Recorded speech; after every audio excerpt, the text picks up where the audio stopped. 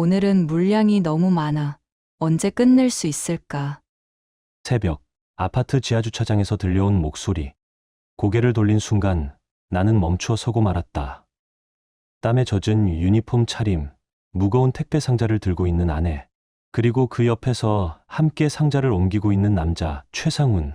한때 아내가 그렇게 자랑하던 성공한 사업가, 수입차와 명품 시계, 화려한 레스토랑으로 포장된 허세꾼. 그 남자가 지금 내 전 아내와 함께 택배 상자를 나르고 있었다. 그 장면은 내게 어떤 말보다도 잔혹했다. 사랑이라며 집을 버린 여자의 끝, 허영으로만 살아온 남자의 몰라. 나는 그 순간 깨달았다. 거짓 위에 세운 모든 건 결국 무너질 수밖에 없다는 것을. 결말은 여러분의 예상을 완전히 뒤엎을지도 모릅니다. 여러분의 생각은 어떠셨나요? 댓글로 꼭 남겨주세요. 구독과 좋아요도 잊지 마시고 방탐정의 이중 파일과 함께 더 놀랍고 흥미로운 이야기 속으로 떠나봐요. 내 이름은 강수열, 51다. 서울에서 주류 도매업 회사의 이사로 일하고 있다. 회사 규모가 대기업만큼 크진 않지만 업계에서 내 이름을 모르는 사람은 드물다. 꼼꼼함 하나로 십수년을 버텨왔고 작은 실수조차 용납하지 않는 성격 덕분에 지금 자리에 오를 수 있었다. 몇 해 전에는 부동산 투자에도 성공했다. 한강 남쪽에 아파트를 추가로 마련했고 매달 적금도 꾸준히 넣었다. 미래를 대비해 착실히 쌓아 올린 것들이라 남들이 보기엔 그야말로 모범적인 가장으로 보였을 것이다. 새벽 6시면 눈을 떠 회사 일을 챙기고 저녁엔 집으로 돌아와 가족과 시간을 보냈다. 주말에는 밀린 집안일까지 도맡으며 평범하지만 안정된 일상을 이어갔다. 아내 박지연은 43, 나보다 8살 어리다. 결혼 초반에는 직장도 다녔지만 내가 승진하고 수입이 늘자 전업주부가 되었다. 아이가 없으니 집안일도 많지 않았고 그 빈자리는 점점 다른 방식으로 채워졌다. 처음엔 동네 필라테스에 다니더니 어느 순간 청담에 요가 강좌와 와인 모임까지 발을 널쳤다. 한 달에 몇십만 원씩 나가는 비용이었지만 당시 나는 문제라 생각하지 않았다. 경제적으로 여유가 있었고 무엇보다 아내가 웃는 모습을 보는 게 좋았으니까. 하지만 돌이켜보면 그 무렵부터 아내의 표정 속 온기가 희미해졌다. 따뜻한 미소 대신 알 수 없는 불만의 그림자가 드리워졌고 내가 서둘러 퇴근해도 반가움보다는 오늘도 늦었네라는 무심한 말만 돌아왔다. 평소보다 일찍 들어간 날조차 마찬가지였다. 저녁 식탁 위 대화는 눈에 띄게 줄어들었다. 아내는 휴대폰에 시선을 묻은 채 쇼핑몰과 SNS 화면만 넘겼고 내가 회사 이야기를 꺼내는 그래라는 짧은 대답이 전부였다. 주말에도 약속을 핑계로 집을 비우는 날이 잦아졌다. 나는 홀로 집안일을 챙기거나 책을 펼쳤지만 공허함은 메워지지 않았다. 함께 나가자고 제안하면 돌아오는 건 늘 피곤하다는 말뿐이었다. 나는 그 모든 변화를 권태기로만 여겼다. 결혼 생활이 길어지면 누구나 겪는 과정이라 스스로 합리화했다. 시간이 지나면 예전처럼 돌아올 거라 믿었다. 그래서 아내가 새로운 요가복을 사겠다 하면 기꺼이 카드를 건넸고 친구들과 모임에 간다고 해도 말리지 않았다. 아내의 즐거움이 곧 내 기쁨이라 생각했으니까. 하지만 지금 돌아보면 그때의 나는 순진했다. 아내의 변화는 단순한 권태기가 아니었다. 이미 마음은 다른 곳으로 향하고 있었다.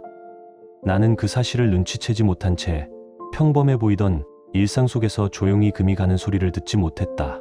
아내의 변화는 눈에 띄게 빨라졌다. 화장은 예전보다 훨씬 짙어졌고 옷차림은 화려해졌다. 며칠 사이 갤러리아 백화점 쇼핑백이 집 안을 차지하기 시작했고 값비싼 액세서리들이 어느새 서랍을 가득 메웠다. 친구들 만날 때 너무 초라해 보이면 안 되잖아. 그녀는 그렇게 말했지만 나는 크게 문제 삼지 않았다. 사람이라면 누구나 체면이 있고 외모에 신경 쓰는 건 당연하다고 생각했기 때문이다. 그러나 더 낯설게 다가온 건 표정이었다.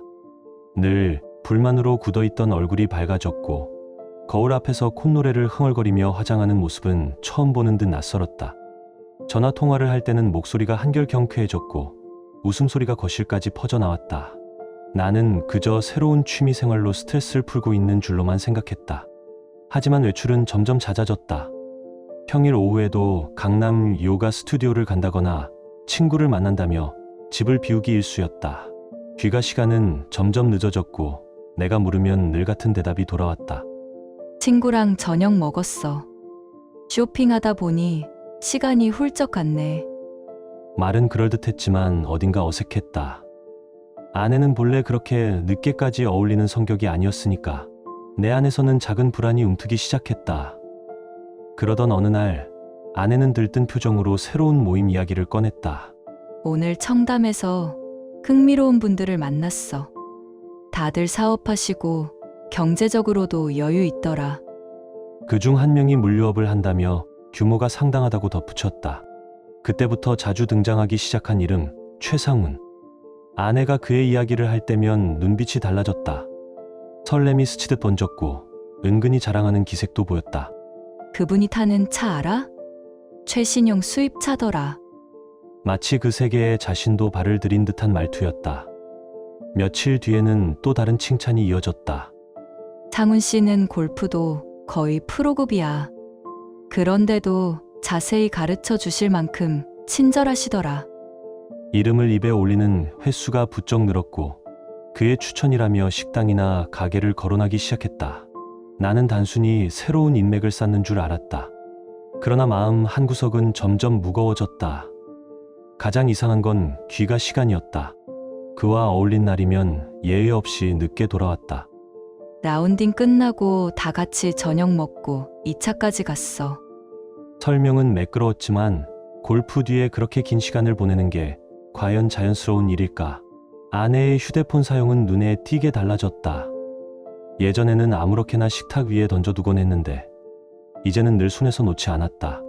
화장실에 갈 때도 베란다에 잠깐 나갈 때도 휴대폰을 꼭 쥔 채였고 알림이 울리면 화면을 손으로 가리며 확인했다. 그 순간 입가에 번지는 은밀한 미소는 도저히 친구들과의 농담에서 비롯된 것이라고 믿을 수 없었다. 누구야? 내가 물으면 늘 같은 대답이 돌아왔다. 골프 모임 사람들이야. 짧고 무심한 말이었지만 그 뒤에 감춰진 기묘한 기류를 나는 놓치지 않았다. 시간이 흘수록 아내의 입에서 상훈이라는 이름이 빠지는 날은 없었다. 그녀는 마치 그의 홍보대사라도 된 듯 하루가 멀다 하고 칭찬을 늘어놓았다. 상훈 씨는 정말 신사야.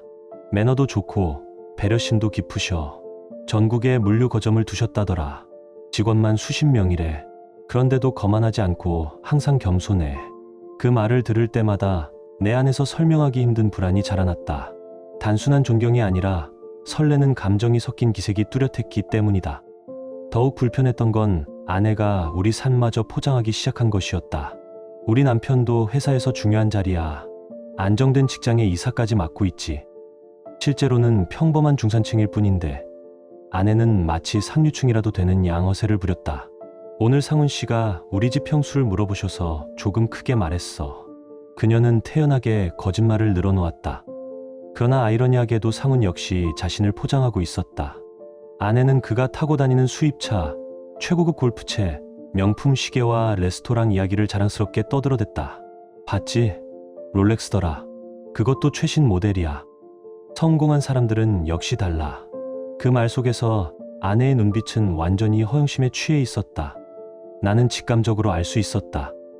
아내는 상훈을 대기업 임원쯤으로 착각하고 있었고 상훈은 아내를 여유 있는 전업주부쯤으로 여기는 눈치였다. 서로의 허세와 허영이 비춰진 거울 속에서 두 사람은 점점 더 깊이 빠져들고 있었다. 문제는 그 허영과 거짓이 이제 집 안의 균열로 직결되고 있었다. 아내는 상훈과의 만남이 잦아질수록 가정에서 점점 더 멀어졌다. 예전에는 대충이라도 해놓던 집안일조차 손대지 않았고 하루 종일 요가나 모임을 핑계로 집을 비운 뒤 늦은 밤 피곤하다고만 말하며 그대로 잠들었다. 내 옆자리는 여전히 따뜻했지만 그 안의 공기는 점점 더 차갑게 식어갔다. 예전에는 형식적으로라도 오늘 회사는 어땠어? 하고 물어주던 아내였다. 이제는 그마저도 사라지고 그녀의 입에서는 상훈이라는 이름만 끝없이 흘러나왔다. 상훈 씨가 새로운 아이템을 구상 중이래. 역시 머리가 좋으셔. 그 말 속에 스며있는 설렘은 더 이상 숨길 수 없는 감정이었다. 나는 직감했다. 그가 단순한 친구가 아니라는 것을. 아내의 눈빛과 목소리 톤은 이제 연인을 떠올리는 사람의 그것이었다. 그럼에도 나는 직접 묻지 못했다. 혹시 내가 괜한 의심을 하는 건 아닐까 스스로를 다독였다. 설마 오래 함께 살아온 아내가 진짜 바람을 피울 거라 생각하지 못했다. 진실을 알게 되는 것이 두려웠기 때문이다. 하지만 아내의 행동은 갈수록 노골적이었다.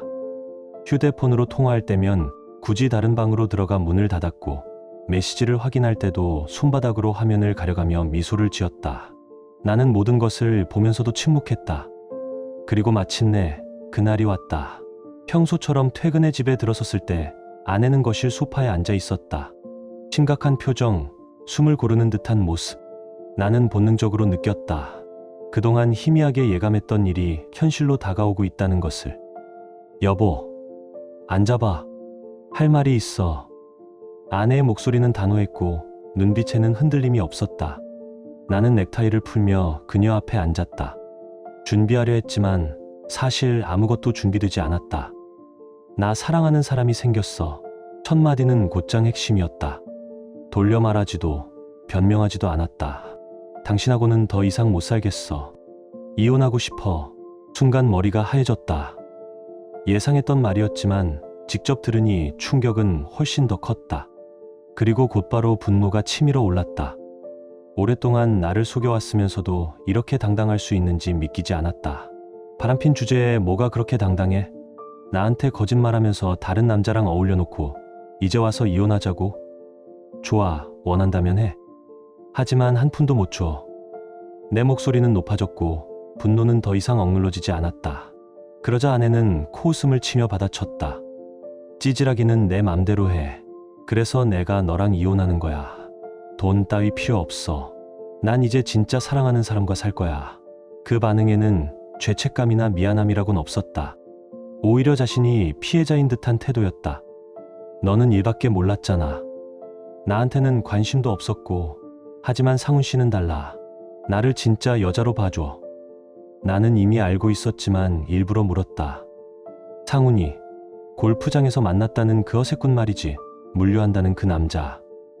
아내의 얼굴은 붉게 달아올랐다. 사기꾼이 아니야. 상훈 씨는 진짜 성공한 사업가야. 너 같은 회사원하고는 급이 달라. 수입차를 타시고 고급 레스토랑도 자주 가셔. 그 순간 나는 확신했다. 이 여자는 이미 되돌아올 수 없는 강을 건넜다. 정말 여유 있는 분이야. 아내는 끝까지 최상훈을 칭송했다. 나는 그 순간 깨달았다. 이 여자가 얼마나 순진한지, 아니면 얼마나 어리석은지 눈앞의 거치장만으로 사람을 판단하고 있었던 것이다. 그러나 나는 더 이상 설득할 마음이 없었다. 이미 마음이 떠난 상대와 함께할 이유는 없었다. 좋아, 이혼하자. 하지만 재산분할 같은 건 기대하지 마. 내 목소리는 차갑게 가라앉아 있었다. 내가 바람을 피워서 나가는 건데 왜 내 재산을 나눠야 해? 상관없어. 어차피 나는 상훈 씨랑 새로 시작할 거니까 재산 따위 필요 없어. 빨리 서류만 처리하자. 그녀는 끝까지 당당했다. 죄책감 따위는 전혀 없었다. 며칠 뒤 집안은 얼음장 같은 침묵으로 가득했다. 아내는 옷가방을 채우기 시작했고 나는 변호사와 상담하며 이혼 서류를 준비했다. 재산 분할을 포기하겠다는 말이 있었기에 절차는 생각보다 간단했다. 상훈 씨가 우리를 위해 새 집을 알아보고 계셔. 너랑 사는 것보다 훨씬 행복할 거야. 아내는 마지막까지 상훈의 이름을 입에 올리며 떠났다. 나는 그 말에 어떤 대답도 하지 않았다. 곧 스스로 현실을 알게 될 테니까. 도장을 찍는 순간 내 안에서는 묘한 해방감이 올라왔다. 상실과 분노가 전혀 없었던 건 아니지만 한꺼번에 짐을 벗어버린 듯 가슴이 트였다. 아내는 들뜬 얼굴로 큰 가방 2개를 끌며 현관을 나섰다. 잘 살아. 그녀가 남긴 마지막 인사. 나는 고개조차 들지 않았다. 대꾸할 가치조차 느끼지 못했기 때문이다. 그 후 몇 달간 혼자의 삶에 적응해 갔다. 처음에는 적막이 낯설었지만 곧 자유로움이 스며들었다. 아내 눈치를 보며 살던 습관이 사라지자 마음이 한결 가벼워졌다. 회사 일에 더 집중할 수 있었고 미뤄두었던 독서와 취미도 다시 시작했다. 그러나 다른 쪽에서 들려오는 소식은 달랐다. 공통 지인을 통해 전해진 말로는 아내와 최상훈이 좋은 동네에 집을 얻어 화려하게 지내고 있다는 것이었다. 보증금을 상훈이 냈다느니, 고급 아파트로 이사했다느니, 겉으로는 잘 나가는 듯 보였다. 하지만 나는 이미 그의 정체를 확인한 상태였다. 호기심에 알아보니 그는 대기업 임원은커녕 배달업체 지점장에 불과했다. 그가 몰던 수입차는 장기 리스였고 손목에 차던 시계나 명품 옷은 대부분 가짜나 중고품이었다. 겉만 번드르르하게 치장한 허세 덩어리, 그 이상도 이하도 아니었다. 그럼에도 굳이 아내에게 알리진 않았다. 직접 뼈저리게 깨닫게 두는 것이 더 확실한 벌이라 생각했기 때문이다. 그리고 예상대로 몇 달이 지나자 이상한 소문이 돌기 시작했다. 둘이 자주 다투더라. 돈 문제로 힘들어 보이더라. 처음엔 단순한 갈등이라 생각했지만 곧 알게 됐다. 그 갈등의 뿌리는 냉혹한 현실, 바로 돈 문제였다. 평생 전업주부로 살아온 아내는 돈을 벌 능력이 전혀 없었다. 새로운 사랑이라고 믿었던 인생은 조금씩 무너져 내리고 있었다. 하루 종일 골프와 요가에 몰두하며 살던 사람이 갑자기 생계를 꾸려야 하는 현실 앞에 서게 된 것이다. 상훈 역시 다르지 않았다. 지점장 월급만으로는 두 사람이 함께 생활하기 벅했을 것이고 허세를 유지하려 빌려 쓴 돈까지 갚아야 했으니 숨이 막혔을 것이다. 처음 몇 달은 서로를 부자로 착각하며 화려한 환상 속에 지냈다. 그러나 신기루는 오래 가지 않았다. 아내는 상훈에게 속았다고 느꼈을 것이고 상훈은 아내가 가진 게 없다는 사실에 실망했을 것이다. 허세와 허영으로 쌓은 가짜 관계가 무너지자 금이 가는 소리는 불가피했다. 아내는 내가 곁에 있을 때 누렸던 경제적 여유에 이미 익숙해져 있었다. 원하면 쇼핑을 하고 비싼 레스토랑에 가고 취미에 돈을 쓰던 삶. 하지만 지금은 하루 세 끼 생활비조차 빠듯했다. 현실을 받아들이는 건 쉽지 않았을 것이다. 상훈 역시 마찬가지였다. 무리해서 허세를 부린 탓에 후회와 실망이 겹쳐졌고 무엇보다 자신이 고작 지점장에 불과하다는 사실이 드러날까 두려웠을 것이다. 공통 지인들을 통해 들려오는 소식은 뻔했다. 둘이 요즘 돈 문제로 자주 다툰대. 서로가 서로를 속였다며 싸운다더라. 로맨틱한 사랑이라고 믿었던 환상은 냉혹한 생활비 앞에서 처참하게 무너지고 있었다. 시간이 흐르면서 상황은 더 악화됐다. 결국 두 사람 모두 일을 해야만 했다.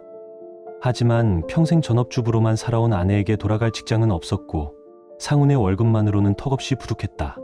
이혼한 지 1년이 채 안 되었을 무렵 나는 새로운 프로젝트를 맡아 연일 야근을 이어가고 있었다. 그날도 새벽 2시가 넘어서야 회사 일을 마치고 돌아오는 길이었다. 몸은 피곤했지만 일이 잘 풀려가고 있어 기분은 무겁지 않았다. 아파트 지하 주차장에 차를 세우고 엘리베이터 쪽으로 걸어가던 순간 익숙한 로고가 새겨진 택배 차량이 눈에 들어왔다. 요즘은 새벽 배송이 흔했지만 그날따라 시선이 유난히 멈췄다. 차 옆에서 무거운 상자를 나르는 남자의 뒷모습이 낯설지 않았다.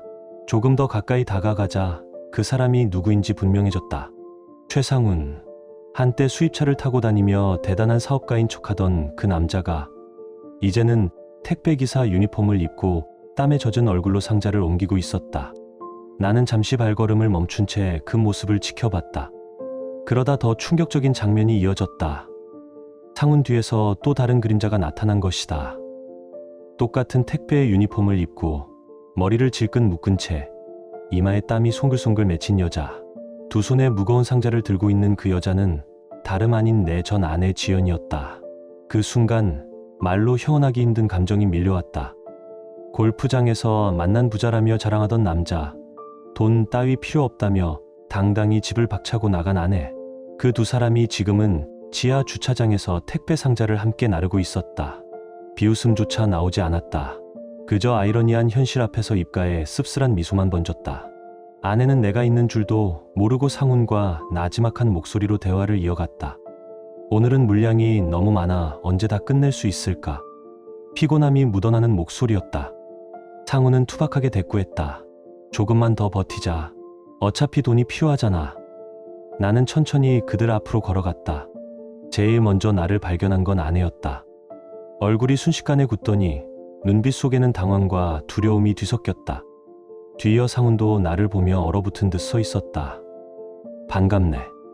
나는 최대한 차분하게 입을 열었다. 그렇게 잘 살겠다던 두 분이 결국 여기서 택배 상자나 나르고 있네. 보기 좋다. 아내는 아무 말도 하지 못한 채 고개를 떨궜다. 그런데 상훈은 갑자기 목소리를 높이며 앞으로 달려들었다. 내가 뭔데 여기 끼어드냐, 이 자식아. 거칠게 밀쳐오는 손길에 나는 뒤로 몇 걸음 물러섰다. 다치지는 않았지만 그 순간 그의 민낯이 드러났다.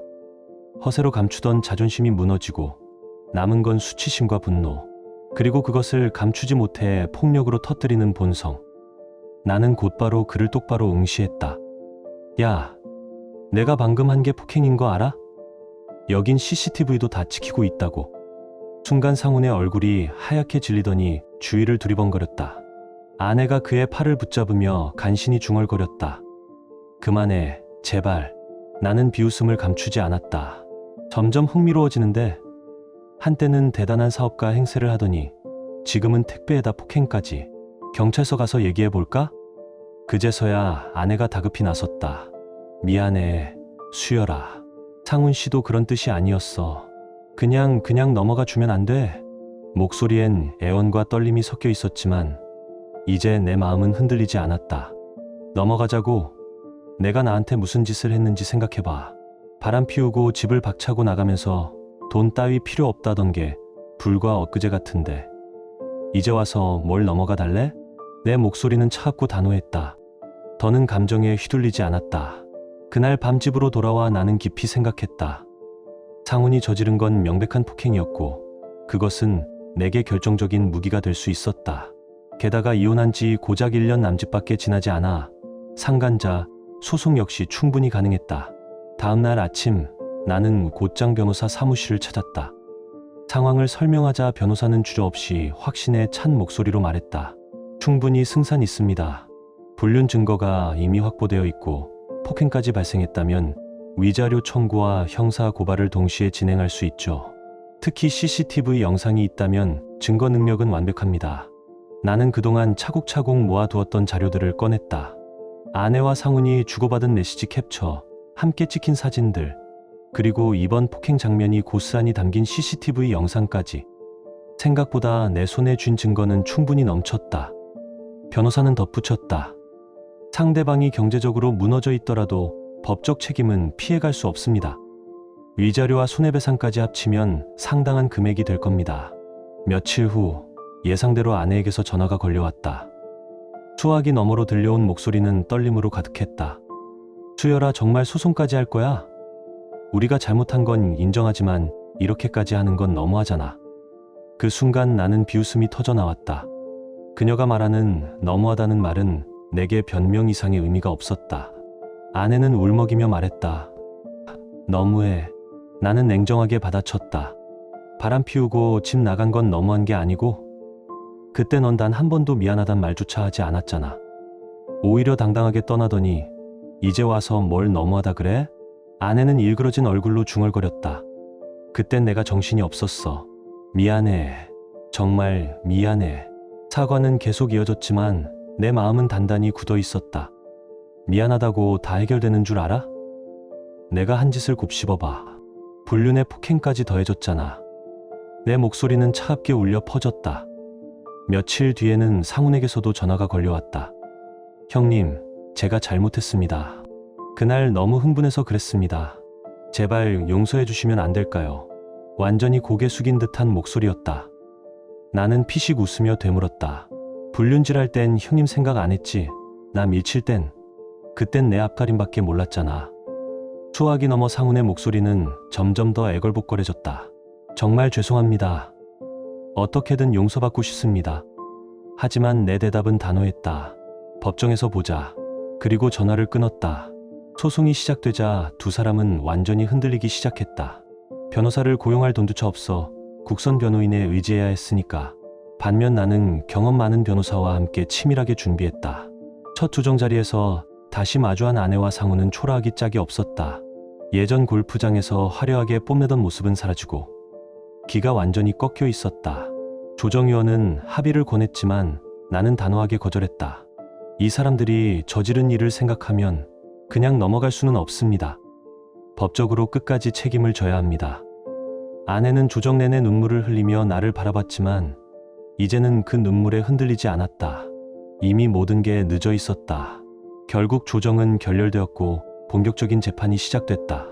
증거는 명백했고 변호사의 논리는 흔들림이 없었다. 상훈과 아내는 제대로 된 반박조차 내놓지 못했다. 그 사이 두 사람의 생활은 완전히 무너져 내렸다. 택배 일마저 제대로 버티지 못해 수입은 줄어들었고 재판 비용과 변호사 비용은 고스란히 짐이 되었다. 결국 서로를 원망하며 싸우다 끝내 갈라섰다. 당신 때문에 이렇게 된 거야. 내가 폭행만 안 했어도 이런 꼴은 안 났어. 서로의 목소리는 날카로웠고 관계는 그렇게 파탄으로 치달았다. 나는 오히려 차분해졌다. 억울함이 법을 통해 하나씩 풀려나가고 있다는 사실이 나를 단단하게 만들었기 때문이다. 이제야 정의가 바로 서는 것 같았다. 드디어 판결일이 다가왔다. 법정에 앉아 재판장의 목소리를 들었다. 피고 최상훈과 박지연은 원고 강수열에게 연대하여 위자료 3천만 원을 지급하라. 또한 피고 최상훈은 폭행으로 인한 손해배상금 500만 원을 별도로 지급하라. 총 3,500만 원. 그들에게는 감당하기 벅찬 금액이었다. 아내는 고개를 떨군 채 울먹였고 상훈은 믿기지 않는다는 듯 허공만 바라보고 있었다. 법정을 나설 때 아내가 떨리는 목소리로 다가왔다. 수열아, 한 번만 용서해줘. 다시 받아주면 정말 잘할게. 2번 다시 바람 안 피울게. 상훈이랑도 끝낼게. 나는 고개를 저었다. 이미 늦었어. 그 한마디로 모든 대화는 끝이었다. 아내는 울먹이며 말했다. 너무해. 나는 냉정하게 받아쳤다. 바람 피우고 집 나간 게 너무한 게 아니고? 그때 넌 단 한 번도 미안하단 말조차 하지 않았잖아. 오히려 당당하게 떠나더니 이제 와서 뭘 너무하다 그래? 아내는 얼굴이 일그러진 채 중얼거렸다. 그땐 내가 정신이 없었어. 미안해. 정말 미안해. 계속되는 사과. 그러나 내 마음은 단단히 굳어 있었다. 미안하다고 다 끝나는 게 아니야. 내가 한 짓을 떠올려봐. 불륜의 폭행까지. 이제는 법으로 책임져야 할 때야. 며칠 후에는 상훈에게서도 전화가 걸려왔다. 형님, 제가 잘못했습니다. 그날 너무 흥분해서 용서해 주시면 안 될까요? 완전히 무너진 목소리였다. 나는 피식 웃으며 대꾸했다. 불륜질할 땐 형님 생각 안 했지. 날 미칠 땐. 그땐 내 앞가림밖에 몰랐잖아. 수화기 넘어 상훈의 목소리는 점점 더 애걸복걸해졌다. 정말 죄송합니다. 어떻게든 용서받고 싶습니다. 하지만 내 답은 단호했다. 법정에서 보자. 그리고 전화를 끊었다. 소송이 시작되자 두 사람은 완전히 무너졌다. 변호사를 고용할 형편이 되지 않아 국선 변호인에 의지해야 했고 재판 준비는 허술하기 짝이 없었다. 반면 나는 경험 많은 변호사와 함께 모든 자료를 치밀하게 정리했다. 첫 조정 자리에서 다시 마주한 아내와 상훈은 초라하기 그지없었다. 예전 골프장에서 허세를 부리던 화려한 모습은 사라지고 눈빛은 이미 꺾여 있었다. 조정위원은 합의를 권했지만 나는 단호하게 거절했다. 이 사람들이 저지른 일을 생각하면 그냥 넘어갈 수 없습니다. 법적으로 끝까지 책임을 져야 합니다. 아내는 내내 눈물을 흘리며 나를 바라봤지만 그 눈물에 흔들릴 만큼 나는 더 이상 약하지 않았다. 이미 모든 게 늦어 있었다. 결국 조정은 결렬되고 본격적인 재판이 열렸다. 증거는 명확했고 변호사의 논리는 빈틈이 없었다. 상훈과 아내는 제대로 된 반박조차 하지 못했다. 그 사이 두 사람의 생활은 점점 더 무너져 내렸다. 택배 일조차 유지하지 못해 수입은 줄었고 재판 비용과 변호사 비용은 큰 짐이 되었다. 결국 서로를 원망하며 싸웠다. 당신 때문에 이렇게 된 거야. 내가 폭행만 안 했어도 이런 꼴은 안 났어. 싸움과 비난 속에서 관계는 끝내 파탄으로 치달았다. 나는 오히려 차분해졌다. 그동안 억눌려 있던 분노와 억울함이 법을 통해 풀려나고 있다는 사실이 나를 단단하게 만들었기 때문이다. 정의가 비로소 바로 서는 순간이었다. 드디어 판결일. 법정에 앉아 재판장의 목소리를 들었다. 피고 최상훈과 박지연은 원고 강수열에게 연대하여 위자료 3천만 원을 지급하라. 또한 피고 최상훈은 폭행으로 인한 손해배상금 500만 원을 별도로 지급하라. 총 3,500만 원. 그들에게는 감당하기 버거운 금액이었다. 아내는 고개를 떨군 채 흐느꼈고 상훈은 믿기지 않는다는 듯 멍하니 굳어 있었다. 법정을 나설 때 아내가 마지막으로 다가와 떨리는 목소리로 말했다. 수열아, 한 번만 용서해줘. 다시 받아주면 정말 잘할게. 2번 다시 바람 안 피울게. 상훈이랑도 끝낼게. 나는 고개를 저었다. 이미 늦었어. 그 한마디로 모든 대화는 끝이었다. 아내는 흐느끼며 제자리에 멈춰섰고 나는 단호히 뒤돌아섰다. 나는 고개를 저었다. 이미 늦었어. 그 한마디로 모든 대화는 끝났다. 판결이 끝나고 몇 달 뒤 두 사람이 결국 갈라섰다는 소식을 들었다. 경제적 어려움, 법적 책임, 끝없이 쌓여온 원망이 둘을 무너뜨린 것이다. 처음엔 서로만 있으면 뭐든 해낼 수 있다고 믿었던 모양이지만 현실은 냉혹했다. 그들의 연대는 거짓과 허용으로 쌓은 모래성이었고 결국 바람 앞에서 흔적도 없이 무너져 내렸다. 최상우는 폭행 전과자가 된 뒤 더 이상 배달업체조차 받아주지 않았다. 이력서를 내도 걸러지는 신세, 사회에서 밀려난 초라한 처지로 전락했다. 아내 역시 새로운 직업을 구하지 못한 채 편의점 야간 아르바이트나 단기 일용직을 전전한다는 이야기가 들려왔다. 한때 수입차와 명품으로 자신을 치장하던 두 사람의 말로가 이토록 비참할 줄 누가 예상했을까? 반면 나는 묵묵히 내 길을 걸었다. 회사에서는 성과를 인정받아 더 큰 프로젝트를 맡았고 책임 있는 자리로 올라섰다. 사람들과의 관계도 다시 열렸고 주말이면 책을 읽거나 산에 오르며 잊었던 평온을 되찾았다. 무엇보다 마음속의 응어리가 서서히 풀려갔다. 법과 진실이 결국 내 편이 되어 주었고 그 사실이 나를 더욱 단단하게 만들었다. 가끔 지인들을 통해 그들의 소식을 듣게 되면 이제는 분노조차 잊지 않았다. 그저 씁쓸한 미소가 떠오를 뿐이었다. 자업자득, 그 말 한마디면 충분했다. 나는 이제 앞만 보고 걷는다. 진실과 성실 위에 쌓은 삶이 결국 가장 현명한 선택임을 확신하며 그리고 마지막으로 스스로에게 다짐한다. 거짓으로 쌓은 행복은 반드시 무너지고 성실로 다져온 삶은 언젠가 반드시 빛난다는 것을. 지금 당신의 마음은 어떤가요? 이야기를 읽으며 떠오른 감정이나 생각이 있다면 댓글로 나눠주세요. 당신의 진심 어린 한마디가 누군가에겐 큰 위로가 될 수 있습니다. 이 짧은 이야기 속에 작은 온기나 잊고 지낸 감정 하나라도 담겨 있었다면 그것만으로 이 이야기는 충분히 의미 있는 시간이었을 거예요. 좋아요와 구독 그리고 공유는 이런 따뜻한 이야기가 더 많은 사람의 하루에 조용히 스며들 수 있는 힘이 됩니다. 함께 해주셔서 고맙습니다. 당신의 하루에도 조용한 평안과 따뜻한 사람이 함께하길 진심으로 바랍니다.